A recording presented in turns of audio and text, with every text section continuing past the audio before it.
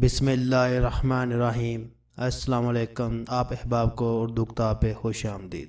ایک 80 سالہ بھکاری حضرت شیخ سادی رحمت اللہ علیہ کے دروازے پر دستک دیتے ہوئے کہہ رہا تھا کہ کاش مجھے اتنی تکلیف والی زندگی نہ ملتی۔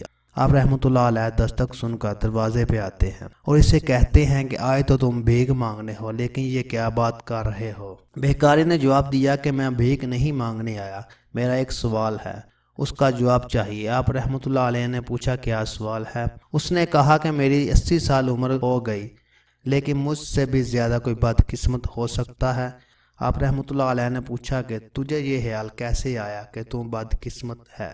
اس نے کہا کہ میری بدقسمتی کی وجہ یہ ہے کہ میری 80 سال عمر ہے، لیکن اتنی عمر گزر جانے کے باوجود بھی دنیا کو نہیں دیکھ سکتا۔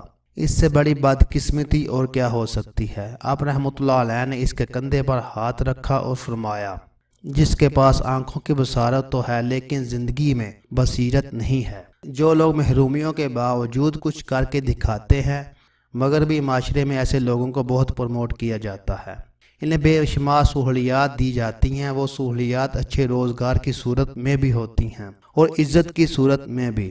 ہمارے معاشرے کا بہت بڑا المیہ یہ ہے کہ وہ لوگ جو محرومیوں کے باوجود کچھ کر کے دکھاتے ہیں، ان کو پروموٹ نہیں کیا جاتا۔ ہم سمجھتے ہی نہیں کہ جو ہمیں رزق مل رہا ہے وہ شاید انہی لوگوں کی وجہ سے مل رہا ہے۔ یہی تھا آج کا ہمارا واقعہ۔ ایسی اچھی ویڈیو دیکھنے کے لیے اردو کتاب کو سبسکرائب کریں۔ شکریہ۔ اللہ حافظ۔